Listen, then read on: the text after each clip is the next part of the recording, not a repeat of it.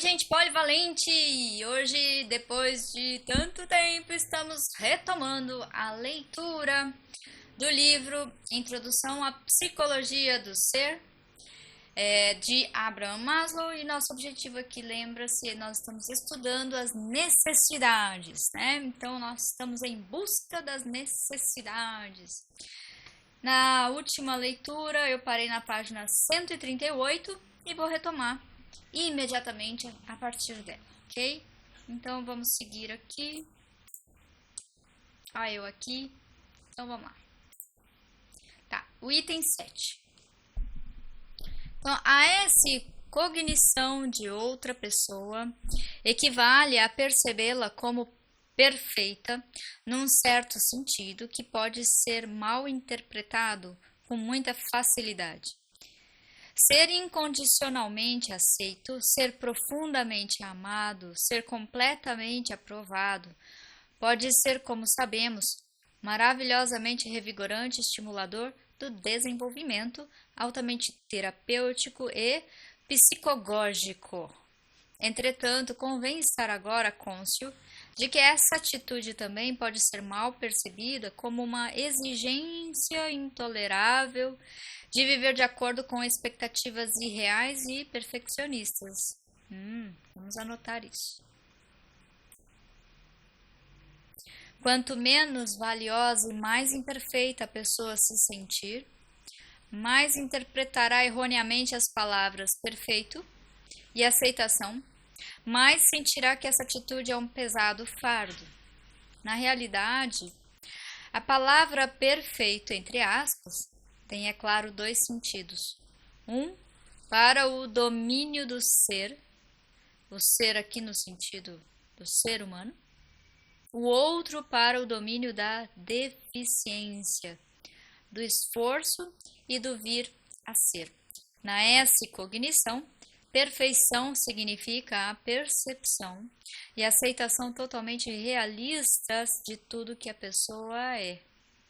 Na decognição, perfeição subentende necessariamente uma percepção equivocada e ilusão.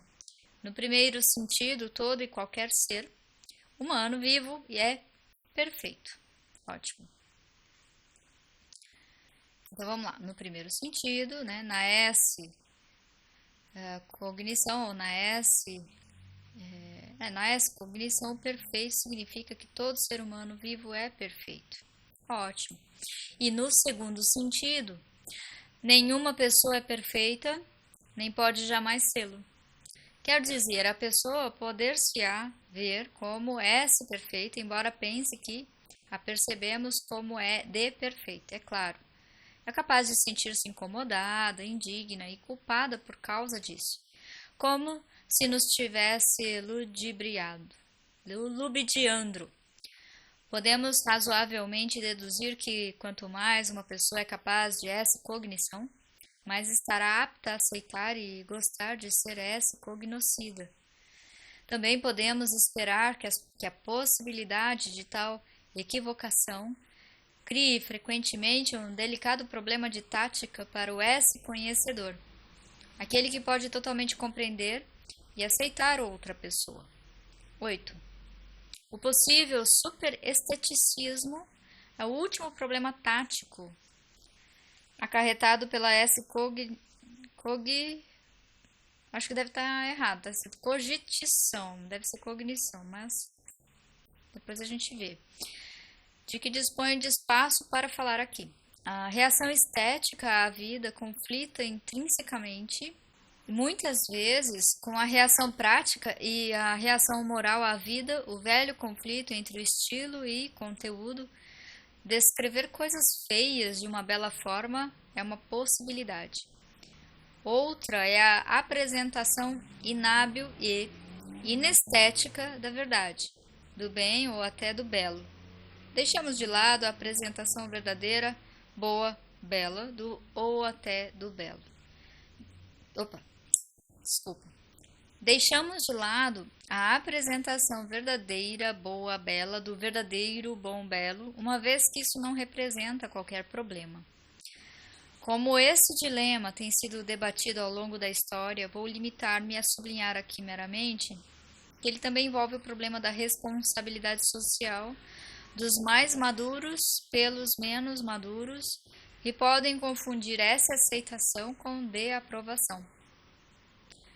Uma comovente e bela apresentação de, por exemplo, a homossexualidade, o crime ou a irresponsabilidade, decorrente de uma profunda compreensão, pode ser mal interpretada como um incitamento à emulação. Para o conhecedor que vive num mundo de pessoas assustadas e facilmente desorientadas, isso constitui um fardo adicional de responsabilidade a suportar. Dados empíricos. Qual foi a relação entre essa cognição e decognição nos meus sujeitos individuacionantes? Como foi que relacionaram a contemplação com a ação? Embora essas interrogações não me tenham ocorrido nessa altura, sob essa forma, posso relatar retrospectivamente as seguintes impressões. Em primeiro lugar, esses sujeitos eram muito mais capazes de essa cognição, de pura contemplação e compreensão, do que a população média, como se declarou desde o começo. Isso parece constituir uma questão de grau, visto que todos parecem capazes de ocasional essa cognição, pura contemplação, experiências culminantes, etc. Em segundo lugar, também eram uniformemente mais capazes de ação efetiva e de decognição. Deve ser admitido que isso talvez constitua um epifenômeno da seleção de sujeitos nos Estados Unidos, ou mesmo que talvez seja um subproduto do fato do selecionador dos sujeitos ser um americano. Em todo caso, devo informar que me encontrei com pessoas do tipo monge budista em minhas pesquisas. Em terceiro lugar, a minha impressão retrospectiva é que as pessoas mais plenamente humanas vivem uma boa parte do tempo o que chamaríamos uma vida ordinária, fazendo compras, comendo, sendo polidas, indo ao dentista, pensando em dinheiro, meditando profundamente sobre uma escolha entre sapatos pretos ou sapatos marrons, indo ver filmes idiotas, lendo literatura efêmera. Pode-se esperar que ordinariamente fiquem irritadas com pessoas cacetes, fiquem chocadas com malfeitorias, etc. Ainda que tais reações possam ser menos intensas ou mais matizadas de compaixão, as experiências culminantes, essas cognições, a pura contemplação, seja qual for a sua relativa frequência, parecem ser, em termos de números absolutos, experiências excepcionais, mesmo para as pessoas dotadas de capacidade de individuação. Isso parece ser verdadeiro, muito embora também seja verdadeiro que as pessoas mais maduras vivem a maior parte ou todo o tempo num nível superior em alguns outros aspectos. Por exemplo, diferenciando mais claramente os meios dos fins, o profundo do superficial, sendo geralmente mais perspicazes, mais espontâneas e expressivas, mais profundamente relacionadas com aqueles a quem amam, etc. Portanto, o problema aqui posto é mais mediato do que imediato, é mais um problema teórico do que prático. Entretanto, esses dilemas são importantes para mais do que um esforço teórico no sentido de definir as possibilidades e os limites da natureza humana, porque também geram a culpa real, o conflito real, aquilo a que poderíamos chamar a verdadeira psicopatologia existencial. Devemos continuar lutando com eles como problemas pessoais que também são. 9. Capítulo 9. Resistência à rubricação do ser. O que será que ele quer dizer com rubricação do ser? Deixa eu pesquisar aqui. Deixa eu ver no celular. Olha, ele muda a tela. Deixa eu ver aqui. Rubricação. O que ele quer dizer com rubricação? Será que é de rubrica?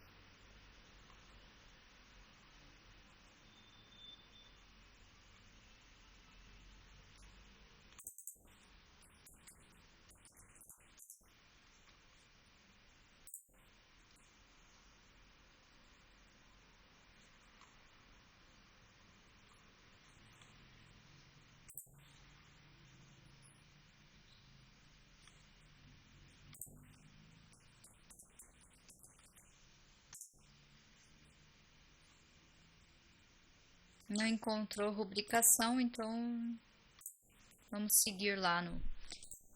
Vamos ver se tem a ver com questão de esboço, de repente, não sei. Vamos seguir aqui a leitura. Resistência, entre aspas, no sistema conceptual freudiano, refere-se à manutenção de repressões. Mas Schachtel, 147, já mostrou que as dificuldades na subida de ideias à consciência podem ter outras fontes além da repressão. Algumas espécies de conscientização que eram possíveis à criança podem ter sido simplesmente esquecidas durante o crescimento. Também tentei estabelecer uma diferenciação entre a resistência mais fraca, as cognições inconscientes e pré-conscientes do processo primário e a resistência muito mais forte aos impulsos ou desejos proibidos. Estes e outros desenvolvimentos indicam que pode ser desejável ampliar o conceito de resistência para que signifique aproximadamente dificuldades em realizar a introvisão, seja qual for o motivo, excluindo, é claro, a incapacidade constitucional, por exemplo, a debilidade mental, a redução ao concreto, as diferenças de gênero e até, talvez, determinantes constitucionais do tipo Sheldon. O que é o tipo Sheldon? Aposto que não é Big Bang Theory. A tese, neste caso, é que a outra fonte de resistência na situação terapêutica pode ser uma aversão sadia por parte do paciente a ser rubricado ou aleatoriamente classificado, isto é, a ser privado da sua individualidade, da sua singularidade, das suas diferenças de todos os outros, a sua identidade especial.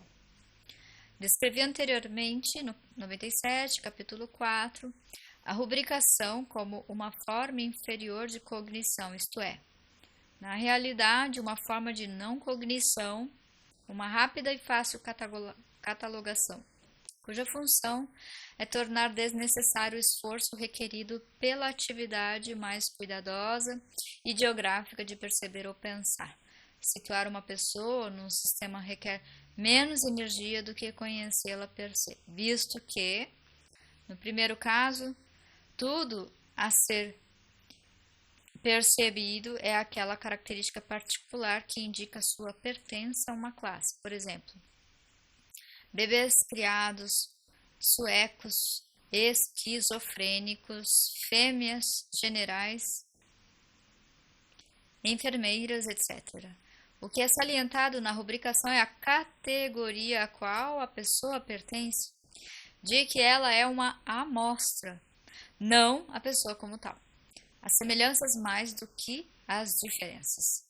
Nessa mesma publicação foi salientado o fato muito importante de que ser rubricado é geralmente ofensivo para a pessoa rubricada. Entendi. Então ele está falando de rubricação, nós entendemos já como rotular, né? Rubricar, rotular. Visto que nega a sua individualidade, ou não presta atenção à sua personalidade, à sua identidade diferencial e única. A famosa declaração de William James, em 1902, deixa esse ponto claro. A primeira coisa que o intelecto faz com um objeto é classificá-lo com alguma outra coisa. Mas qualquer objeto que seja infinitamente importante para nós e desperte a nossa devoção, também deve ser sentido como algo único e sui generis. Provavelmente um caranguejo sentir-se-ia pessoalmente indignado e ultrajado se nos ouvisse classificá-lo, sem mais cerimônia ou desculpas, como um crustáceo, e assim despachado. Não sou tal coisa, diria ele. Sou eu próprio, somente eu próprio e nada mais. Um exemplo ilustrativo do ressentimento provocado pelo fato de ser rubricado pode ser citado de um estado em curso pelo autor sobre as concepções de masculinidade e feminilidade no México e nos Estados Unidos. A maioria das mulheres americanas, após o seu primeiro ajustamento ao México, acha muito agradável serem tomadas então levado a preço como fêmeas, gerar um turbilhão de suspiros e assobios onde quer que vão, serem desejadas tão avidamente por homens de todas as idades, serem olhadas como belas e valiosas. Para muitas mulheres americanas, ambivalentes, como frequentemente são a respeito de sua feminilidade, isso pode constituir uma experiência muito satisfatória e terapêutica, fazendo-as sentirem-se mais fêmeas, mais prontas a desfrutar sua feminilidade, o que, por seu turno, as faz parecerem com frequência mais femininas. Mas com o decorrer do tempo, algumas delas, pelo menos, começam a achar isso menos agradável. Descobrem que qualquer mulher tem valor para o macho americano, que parece haver uma escassa discriminação entre mulheres velhas ou jovens, bonitas ou feias, inteligentes ou estúpidas. Além disso, descobrem que, em contraste com o jovem macho americano, que, como disse uma garota, fica tão traumatizado quando recusamos sair com ele, que tem que ir correndo para o seu psicanalista. O macho mexicano aceita uma recusa com muita calma, com excessiva calma, parece não se importar e volta-se rapidamente para outra mulher. Mas isso significa, pois, para uma mulher específica, que ela própria, como pessoa, não é especialmente valiosa para ele. E que todos os esforços do homem mexicano eram dirigidos a uma mulher, não a ela. O que implica que uma mulher é tão boa quanto qualquer outra e que ela é permutável com outras. Assim ela descobre que não é valiosa. A classe mulher não é valiosa. E finalmente sente-se insultada em vez de lisonjeada, visto que quer ser apreciada como pessoa, como ela própria e não pelo seu gênero. É claro, a feminilidade é prepotente em relação à personalidade, isto é, requer uma satisfação prioritária. Entretanto, a sua satisfação coloca as reivindicações da personalidade no primeiro plano da economia motivacional. O duradouro, o amor romântico, a monogamia e a individuação das mulheres tornaram-se possíveis graças ao respeito por uma determinada pessoa, em vez de considerar toda a classe, entre aspas, mulher. Outro exemplo muito comum do ressentimento provocado pela rubricação é a cólera, tão frequentemente suscitada nos adolescentes quando se lhes diz: "Oh, isso é uma fase por que você tem que passar. Acabará por livrar-se dela." O que é trágico, concreto e único para a criança não pode ser motivo de riso, ainda que o mesmo tenha acontecido e venha a acontecer a milhões de outras crianças. Uma ilustração final. Um psiquiatra terminou uma primeira entrevista, muito breve e apressada, com um provável paciente dizendo: "Os seus problemas são mais ou menos os característicos da sua idade." O provável paciente ficou muito zangado e mais tarde confessou que se sentira posto de lado e insultado. Disse que se sentira tratado como uma criança. "Não sou um espécime, sou eu, não outra pessoa." Perfeito. Considerações desse gênero também nos podem ajudar a ampliar a nossa noção de resistência na psicanálise clássica, porque a resistência é usualmente tratada como apenas uma defesa da neurose, como uma resistência a ficar bem ou a perceber verdades desagradáveis. É a miúde tratada, portanto, como algo indesejável, algo a ser superado e a eliminar pela análise, mas, como os exemplos acima indicam, que foi tratado como doença pode ser muitas vezes saúde, ou pelo menos não doença. As dificuldades do terapeuta com seus pacientes, a recusa destes em aceitar uma interpretação, a sua ira e revide, a sua obstinação, promanam quase certamente, em alguns casos, de uma recusa em ser rubricado.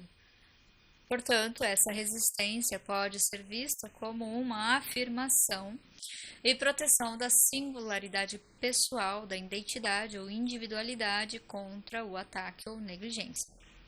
Tais reações não só mantêm a dignidade do indivíduo, como também servem para protegê-lo contra a má psicoterapia, a interpretação pelo compêndio, a análise desvairada, as interpretações ou explicações superintelectuais ou prematuras, as abstrações ou conceptualizações vazias de sentido, tudo isso implicando para o paciente uma falta de respeito.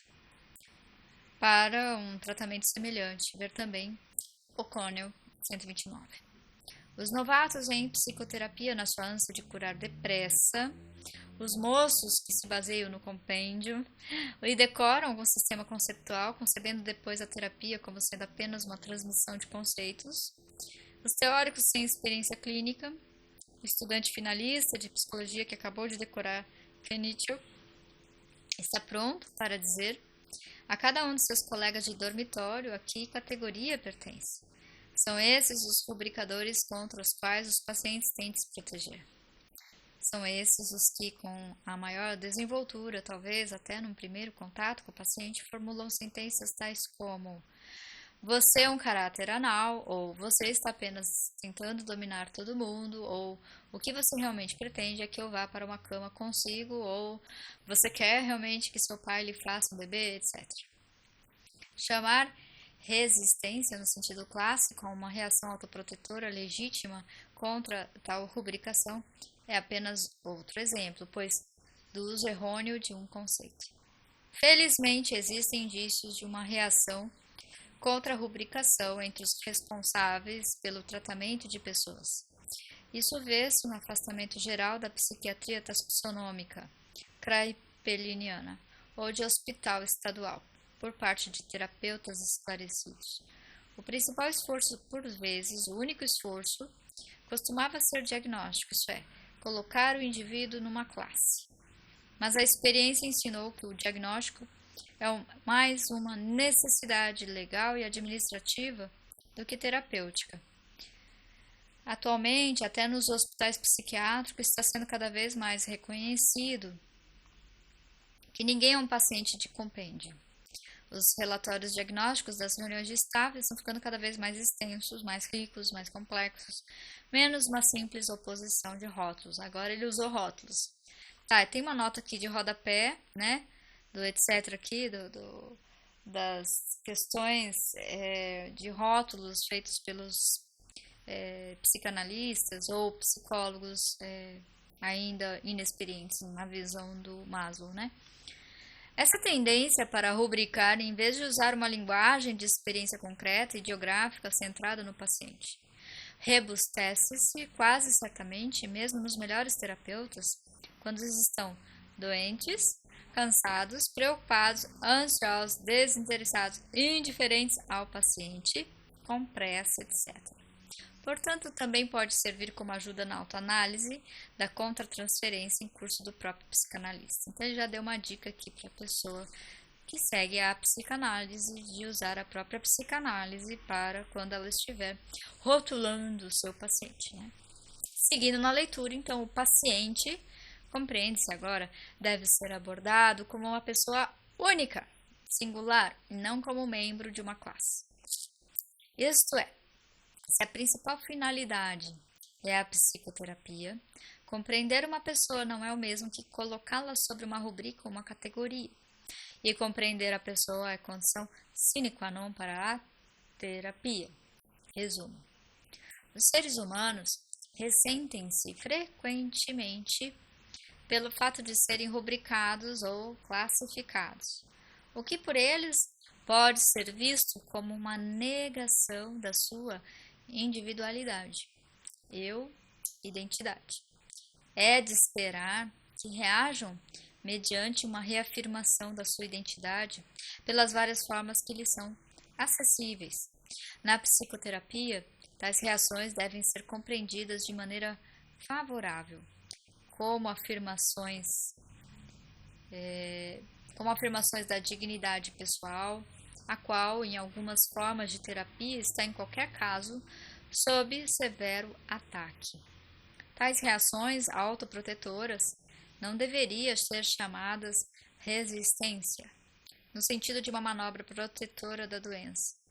Ou então, o conceito de resistência deve ser ampliado de forma a incluir muitas espécies de dificuldade na realização de uma conscientização. Além disso, é sublinhado que tais resistências são protetores extremamente valiosos contra a má terapia.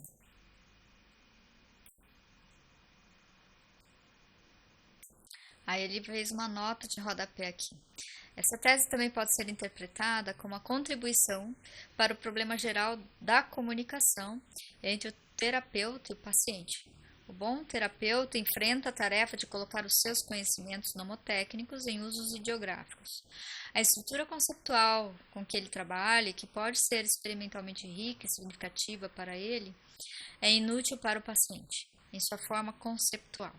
A terapia de introvisão consiste não só em desvendar, experimentar e categorizar materiais inconscientes.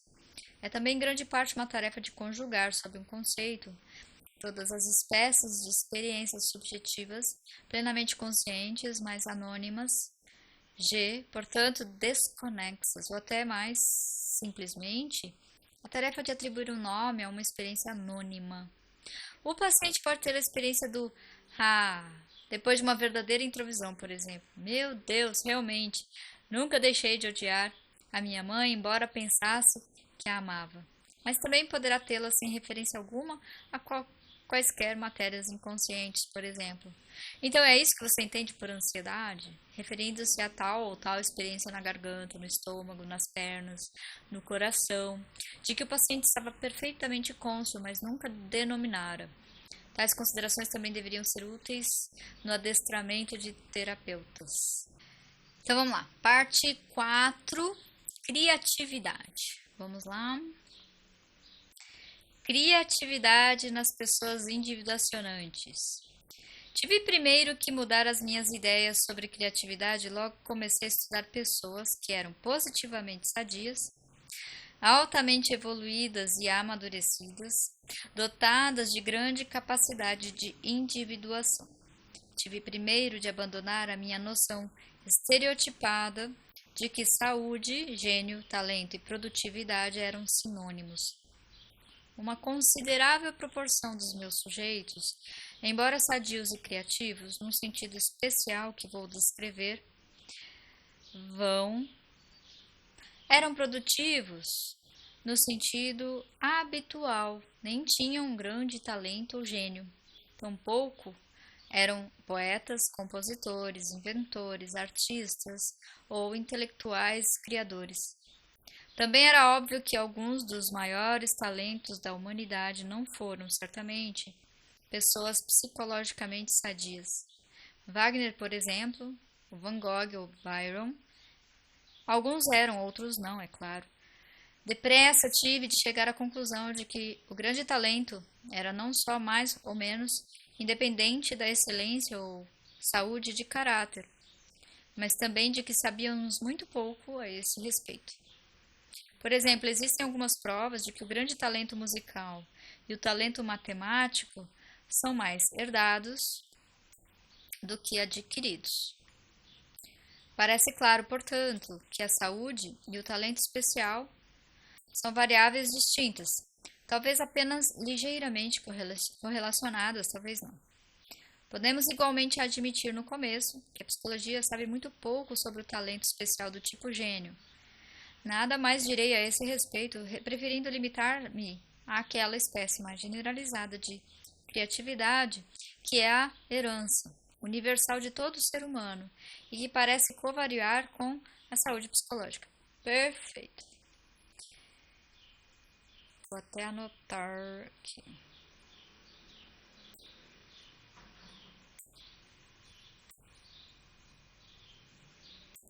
Além disso, não tardei em descobrir que eu estivera pensando em criatividade como a maioria das pessoas em termos de produtos. Perfeito. E, em segundo lugar, que limitar a criatividade somente a certas áreas do esforço humano, pressupondo inconscientemente que qualquer pintor, qualquer poeta, qualquer compositor estava levando uma vida criadora. Os teorizadores, artistas, cientistas, inventores, escritores podiam ser criadores. Inclusive o mecânico, o engenheiro, tudo mais. Isso aí é nota minha. Ninguém mais podia ser, inconscientemente. Eu partira do princípio de que a criatividade era uma prerrogativa exclusiva de certos profissionais. Mas essas expectativas foram desfeitas por vários dos meus sujeitos. Por exemplo, uma mulher sem educação, pobre, exclusivamente dona de casa e mãe, não fazia qualquer dessas coisas convencionalmente criadoras. Entretanto, era uma esposa, mãe, cozinheira e dona de casa maravilhosa. Com pouco dinheiro, o seu lar estava sempre uma beleza. Era uma perfeita anfitrioa. Suas refeições eram banquetes, o seu gosto em roupas de cama e mesa, pratas, cristais, louças, móveis era impecável. Em todas essas áreas, ela era original, engenhosa, inventiva, imprevista. Ah, que bacana. Eu tinha de considerá-la verdadeiramente criadora. Aprendi com ela e outras como ela. Desculpa. Aprendi com ela e outras como ela que uma sopa de primeira categoria é algo mais criador do que uma pintura de segunda categoria e que, em geral, a culinária, a maternidade ou a organização de um lar podem ser algo criador, enquanto que a poesia pode deixar de ser. Pelo contrário, pode ser estéril, medíocre e sem inspiração. Outra mulher entre os meus sujeitos dedicava-se ao que poderia ser melhor designado como assistência social, na mais ampla acepção do termo, cuidando de feridos, ajudando os desvalidos, não só de um modo pessoal, mas também uma organização que assiste a muito mais pessoas do que ela poderia fazer individualmente. Outro dos meus sujeitos era um psiquiátrico, um clínico, entre aspas, puro. Nunca escrevera coisa alguma, nem criara qualquer teoria ou realizara qualquer pesquisa, mas que se comprazia em seu trabalho cotidiano de ajudar as pessoas a criarem-se a si mesmas.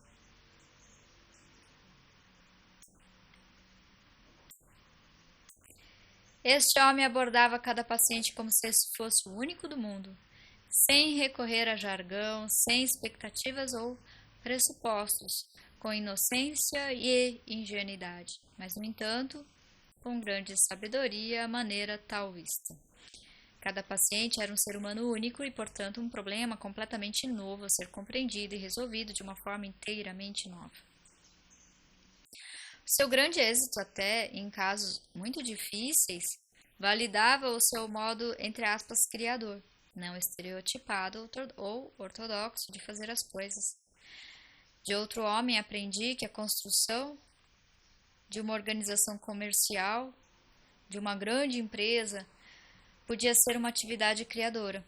De um jovem atleta aprendi que um perfeito movimento pode ser um produto tão estético quanto um soneto e podia ser abordado no mesmo espírito criativo.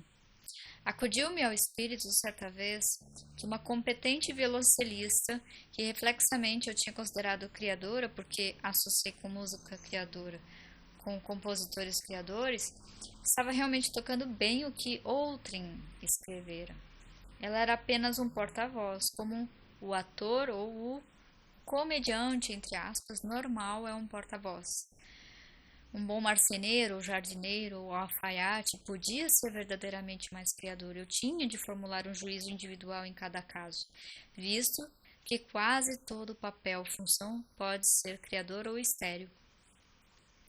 Por outras palavras, aprendi a aplicar a palavra criador e também a palavra estético, não só a produtos, mas também a pessoas, de uma forma caracterológica, e a atividades, processos e atitudes. E além disso, tinha passado a aplicar a palavra criativo a muitos outros produtos, além dos típicos e convencionalmente aceitos: poemas, teorias, romances, experimentos e pinturas. A consequência foi que achei necessário distinguir a criatividade de talento especial da criatividade individuacionante, que promana muito mais diretamente da personalidade e se manifesta amplamente nos assuntos correntes da vida, por exemplo, numa certa espécie de humor. Parecia ser algo como uma tendência para fazer qualquer coisa criativamente, por exemplo, cuidar da casa, ensinar. Com frequência pareceu-me que um aspecto essencial da criatividade individuacionante era um tipo especial de percepção exemplificado pela criança da fábula que viu que o rei estava nu.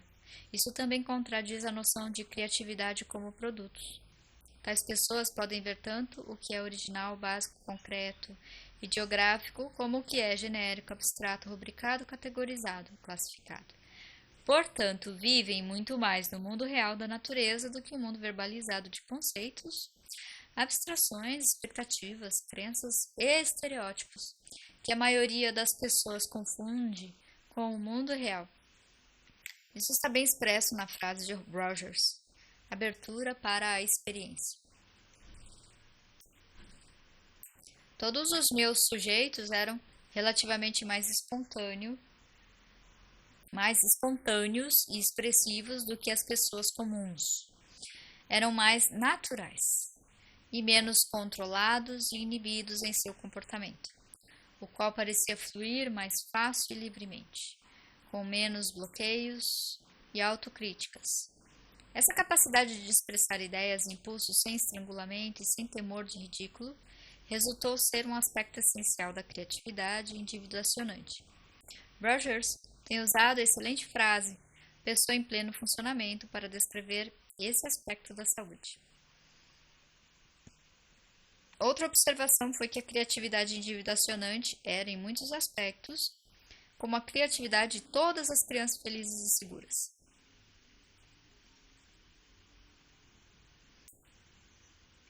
Era espontânea, desenvolta, inocente, fácil, uma espécie de liberdade isenta de estereótipos e clichês.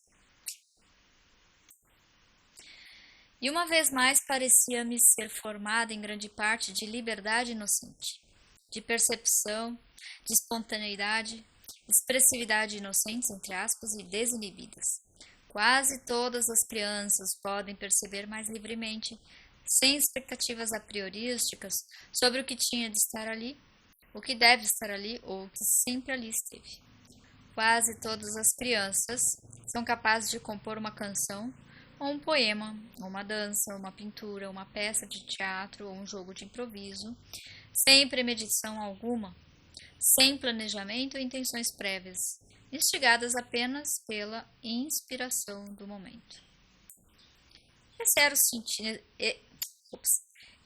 Era nesse sentido infantil, entre aspas, que os meus sujeitos eram criadores. Ou, para evitar equívocos, dado que os meus sujeitos não eram, no fim de contas, crianças, eram todas pessoas na casa dos 50 e 60 anos, digamos que tinham conservado ou recuperado pelo menos esses dois aspectos principais do caráter infantil. Notadamente, não rubricavam ou estavam abertos à experiência e eram facilmente espontâneos e expressivos.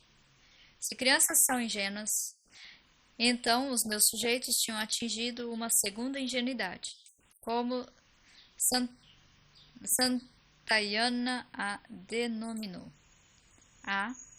Sua inocência de percepção e expressividade estava combinada com espíritos sofisticados. Legal. Em qualquer dos casos, tudo isso soa como se estivéssemos lidando com uma característica fundamental inerente à natureza humana, uma potencialidade dada a todos ou à maioria dos seres humanos no nascimento, a qual, com frequência, se perde ou é enterrada ou inibida quando a pessoa é enculturada. Processo civilizatório, enculturação, entre outros termos aí, dizem mais ou menos a mesma coisa. Os meus sujeitos eram diferentes da pessoa média noutra característica que torna mais provável a criatividade. As pessoas individuacionantes não se mostram assustadas pelo desconhecido, misterioso, intrigante e, com frequência, são positivamente atraídas para isso. Isto é, escolhem-nos seletivamente para procurar solução, meditar e ser absorvida pelo problema. Cito a minha descrição em 97, página 206. Eles não negligenciam o desconhecido, nem o negam ou fogem dele, ou tentam fazer acreditar que é realmente conhecido, tampouco o organizam, dicotomizam ou rubricam prematuramente. Não se apegam ao familiar, nem à sua busca de verdade, é uma necessidade catastrófica de certeza, segurança, definição e ordem, tal como vemos, numa forma exagerada, nos indivíduos com lesão cerebral de Goldstein ou no neurótico obsessivo compulsivo. Podem ser, quando a situação objetiva total o exige, confortavelmente desordenados, anárquicos, desleixados, caóticos, vagos, duvidosos, incertos, indefinidos, aproximados, inexatos ou inacurados, tudo muito desejável em certos momentos, na ciência, na arte ou na vida em geral. Assim, resulta que a dúvida, a tentativa, a incerteza, a vacilação com a necessidade consequente de protelar a decisão, o que para a maioria é uma tortura. Pode ser para alguns um desafio agradavelmente estimulante, um alto momento da vida e não um baixo. Uma observação que eu fiz deixou-me intrigado durante muitos anos, mas começa agora a ficar clara. Foi o que descrevi como a resolução de dicotomias nas pessoas com capacidade de resolução. Capacidade de individuação. Em poucas palavras, concluí que tinha de haver de forma diferente muitas oposições e polaridades que todos os psicólogos haviam considerado numa sequência contínua e retilínea. Por exemplo, para citar a primeira dicotomia com que tive problemas, não fui capaz de decidir se os meus sujeitos eram egoístas ou desinteressados. Observe-se como caímos espontaneamente aqui, num ou isso ou aquilo. Mas de um menos de outro é a implicação do estilo que formulei a questão. Mas fui forçado pela pura pressão dos fatos a abandonar esse estilo aristotélico de lógica. Exatamente. Os meus sujeitos eram muito altruístas num sentido e muito egoístas no outro sentido. Fantástico. Vou colocar aqui, 3 itens, 3 estrelinhas. E essas duas características conjugavam-se não como incompatíveis, mas antes numa unidade ou síntese dinâmica sensível, muito semelhante ao que Fromm descreveu em seu trabalho clássico sobre egoísmo saudável. Fromm falou sobre egoísmo saudável. Vou ter que ir no Fromm, hein? Os meus sujeitos tinham reunido os opostos de tal modo que me fizeram compreender que considerar o egoísmo e o altruísmo como contraditórios e mutuamente exclusivos é em si mesmo característico de um nível inferior do desenvolvimento da personalidade. Assim, nos meus sujeitos, também muitas outras dicotomias foram resolvidas em unidades. A cognição versus volição, coração versus cabeça, desejo versus fato, converteu-se em cognição estruturada com volição, na medida em que o instinto e a razão chegaram às mesmas conclusões. O dever tornou-se prazer, e o prazer fundiu-se com o dever. A distinção entre trabalho e jogo tornou-se imprecisa. Como podia o hedonismo egoísta opor-se ao altruísmo? Quando o altruísmo se tornou egoisticamente agradável. Essas pessoas sumamente maduras eram também fortemente infantis. Essas mesmas pessoas, os mais fortes egos até agora descritos e as mais definitivamente individuais, também eram precisamente as que podiam mais facilmente abdicar do ego. transcender o próprio eu e centrar-se no problema. Mas é precisamente o que faz o grande artista. Está apto a reunir cores que se entrebrocham, entrechocam, formas que se combatem entre si, dissonâncias de toda espécie numa unidade. E é também isso que faz o grande teórico quando reúne fatos intrigantes e incompatíveis para que vejamos que na realidade eles se harmonizam. O mesmo ocorre com o grande estadista, o grande terapeuta, o grande filósofo, o grande pai, a grande mãe, o grande mentor. Todos são integradores, capazes de congregar termos distintos e até opostos numa unidade. Falamos aqui da capacidade de integrar e do jogo de vai e vem entre a integração dentro da pessoa e a sua capacidade de integrar seja o que for que ela está fazendo no mundo. Na medida em que a criatividade é construtiva, sintetizadora, unificadora e integradora, é nessa mesma medida que ela depende, pelo menos em parte, da integração interior da pessoa. Ao tentar averiguar por que tudo isso assim era, pareceu-me que a causa poderia ser atribuída à relativa ausência de medo dos meus sujeitos. Eles eram certamente menos enculturados, quer dizer, pareciam menos temerosos do que as outras pessoas diriam ou exigiriam, ou do que se ririam. Tinham menos necessidade das outras pessoas e, portanto, dependiam menos delas. Aqui, ó. Podiam temê-las menos e ser menos hostis contra elas. Contudo, talvez fosse mais importante ainda a ausência de medo dos seus próprios íntimos, dos seus próprios impulsos, emoções e pensamentos. Eram mais propensos do que a média à aceitação dos seus próprios eus. Essa aprovação e aceitação dos seus eus mais profundos possibilitava-lhes muito mais perceberem corajosamente a natureza real do mundo e tornava também mais espontâneo seu comportamento, menos controlado, menos inibido, menos planejado, menos deliberado e intencional. Temiam menos os seus próprios pensamentos, mesmo quando esses eram extravagantes ou amalucados. Tinham menos receio de que rissem deles ou de serem alvos de desaprovação. Não lhes importavam ser inundados de emoção. Em contraste, as pessoas médias e neuróticas erguem uma muralha para rechaçar o medo, grande parte do qual reside no próprio íntimo delas. Elas controlam, inibem, reprimem e suprimem. Desaprovam os seus eus mais profundos, esperam que os outros façam o mesmo. O que eu estou dizendo de fato é que a criatividade dos meus sujeitos parecia ser mais um epifenômeno da sua maior totalidade e integração, que é o que está subentendido na aceitação do próprio eu.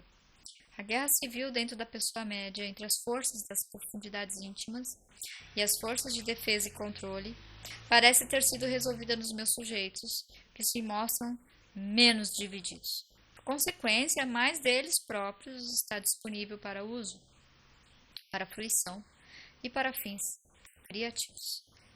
Perdem menos do seu tempo e energia protegendo-se contra si próprios. Como vimos em capítulos anteriores, o que conhecemos sobre experiências culminantes corrobora e enriquece essas conclusões. Também essas experiências são integradas e integradoras, as quais, em certa medida, são isomórficas com a integração no mundo percebido. Também nessas experiências encontramos maior abertura à experiência, maior espontaneidade e expressividade. Com o aspecto dessa integração dentro da pessoa é a aceitação e maior disponibilidade de seus meios mais profundos. Essas fundas raízes da criatividade também se tornam mais acessíveis ao seu uso. Criatividade primária, secundária e integrada. A teoria freudiana clássica é de pouca utilidade para os nossos fins e é até parcialmente contraditada pelos nossos dados. É ou era essencialmente uma psicologia do id, uma investigação dos impulsos instintivos e suas vicissitudes. E a dialética freudiana básica é vista, em última instância, como sendo entre os impulsos e as defesas contra eles, mas muito cruciais dos que os impulsos reprimidos para o entendimento da fonte da criatividade, assim como do amor, entusiasmo, imaginação, fantasia e atividades lúdicas, são chamados processos primários, que são essencialmente cognitivos, não volitivos. Quando voltamos a nossa atenção para esse aspecto da psicologia da profundidade, encontramos grande concordância entre a egopsicologia e a psicanalítica. Chris Milner, como lê isso? Ehrenzweig. Se alguém sabe aí como é que fala isso aí, eu não sei. A psicologia junguiana, a psicologia americana do eu e crescimento. O ajustamento normal do homem médio, dotado de bom senso, bem ajustado, implica numa contínua rejeição bem-sucedida de grande parte da natureza humana, mais profunda, tanto volitiva como cognitiva. Ajustar-se bem ao mundo da realidade significa uma divisão da pessoa. Significa que a pessoa volta as costas a muito de si mesma porque é perigoso. Opa!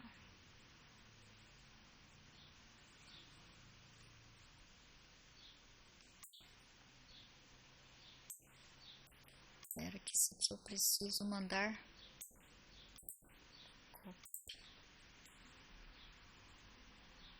Onde eu vou anotar? É um bloco de notas aqui.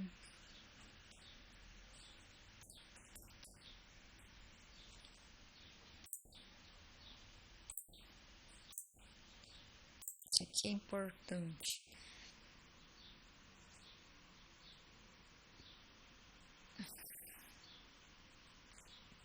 Mas é agora evidente que, assim fazendo, ela também perde muito, visto que essas mesmas profundidades também são a fonte de todas as suas alegrias, de sua capacidade lúdica, de sua capacidade de amar, rir e, mais importante de tudo para nós, de sua capacidade criadora. Ao proteger-se contra o seu inferno íntimo, a pessoa também se separa do céu que tem dentro de si. No caso extremo, temos a pessoa obsessiva, tensa, rígida, irta, controlada, cautelosa, que não pode rir, nem jogar ou amar, ou ser confiante, infantil ou boba. A sua imaginação, as suas intuições, a sua flexibilidade, a sua emotividade tendem a ser estranguladas ou distorcidas. As metas da psicanálise como terapia são profundamente integradoras. O esforço é no sentido de curar pela introvisão essa divisão básica. Para o que estava sendo reprimido se torna consciente ou pré-consciente. Mas também aqui podemos fazer modificações em consequência do estudo das raízes profundas da criatividade. A nossa relação com os nossos processos primários não é, em todos os aspectos, análoga à nossa relação com desejos inaceitáveis. A mais importante diferença que enxergo é que os nossos processos primários não são tão perigosos quanto os impulsos proibidos. Em grande medida, não são reprimidos ou censurados, mas esquecidos, ou então abandonados, suprimidos, não reprimidos, ao termos de nos ajustar a uma dura realidade que exige esforço e luta pragmática e deliberada em vez de divagação e poesia e jogo. Ou, por outras palavras, numa sociedade rica, deve haver muito menos resistência aos processos primários de pensamento. Espero que os processos de educação que se sabe fazerem muito pouco por aliviar a repressão do instinto, entre aspas, possam fazer muito pela aceitação e integração dos processos primários na vida inconsciente e pré-consciente. A educação nos domínios da arte, poesia e dança podem, em princípio, fazer muito nesse sentido. E também a educação no domínio da psicologia dinâmica, por exemplo, a entrevista Clinical, de Deutsch Murphy, que fala em linguagem de processo primário, pode ser vista como uma espécie de poesia. O extraordinário livro de Myron Milner, On Not Being Able to Paint, corrobora perfeitamente a minha tese. A espécie de criatividade que estou tentando descrever em linhas gerais é exemplificada da melhor maneira pela improvisação, como no jazz ou nas pinturas infantis, não pela obra de arte designada como grande.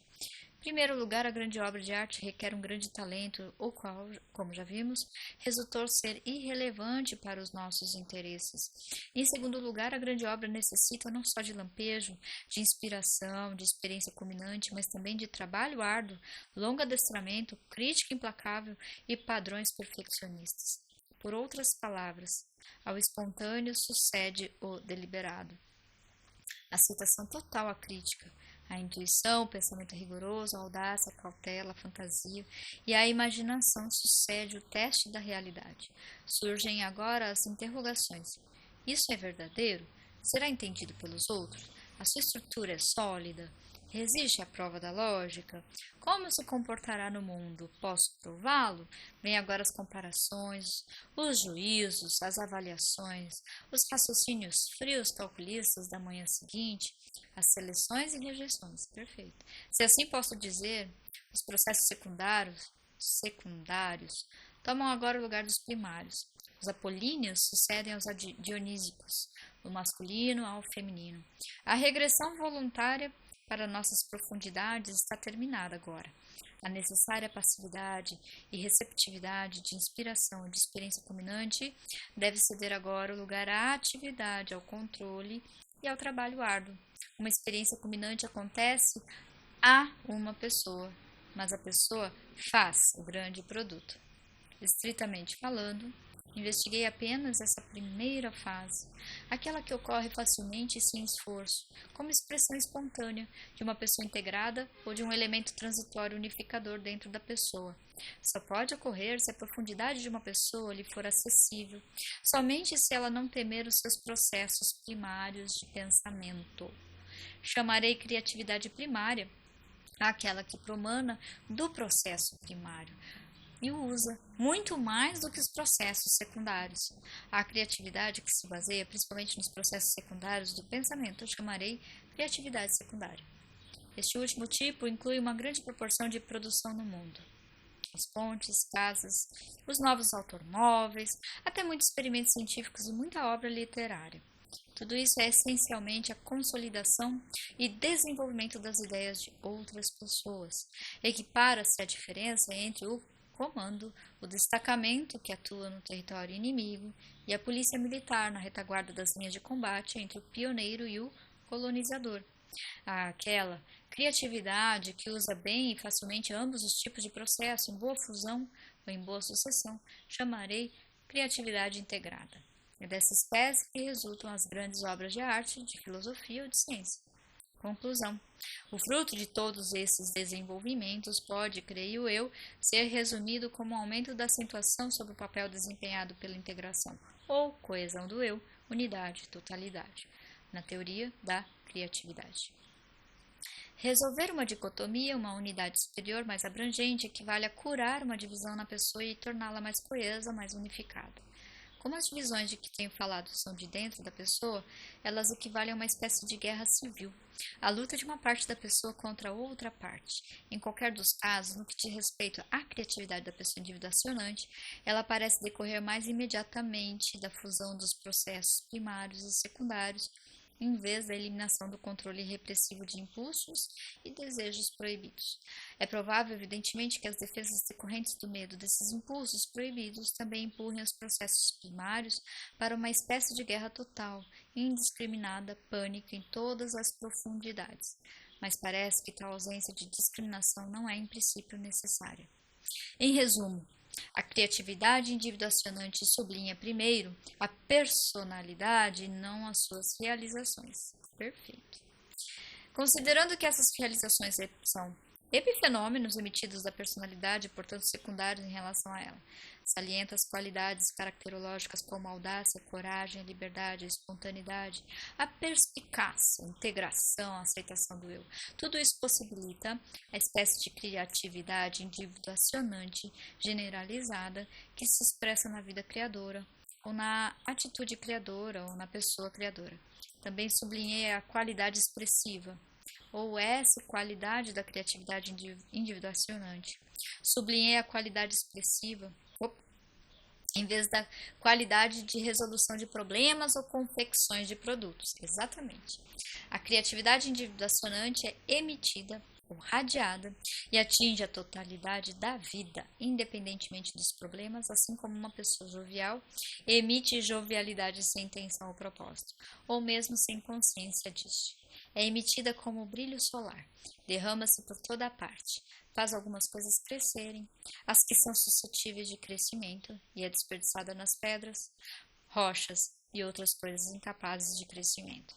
Finalmente, estou muito cônscio de que estive tentando pôr fim a conceitos amplamente aceitos sobre criatividade, sem ser capaz de oferecer em troca um atraente, claramente definido e preciso conceito que o substitua. A criatividade individuacionante ou autorrealizadora é difícil de definir porque, por vezes, parece ser sinônimo da própria saúde, como foi sugerido por Mustakas. E como a individuação ou saúde deve ser definida em última análise, como a realização da humanidade plena de cada um, ou do ser da pessoa, é como se a criatividade individuacionante fosse quase sinônimo, ou um aspecto sine qua non, ou uma característica definidora dessa humanidade essencial. Que legal! Que legal! Então eu vou parando aqui. Semana que vem a gente vai dar continuidade a partir, né, dessa parte aqui de valores. E estou muito entusiasmada de poder ter lido o tema, né, do meu trabalho, do meu livro, no qual eu publiquei, né? Quem é criativo levanta a mão. Agora sobre a ótica da motivação S-cognitiva ou das necessidades que impulsionam para a criatividade. Gente, é muito legal ver isso. Vocês não têm ideia como eu fico feliz.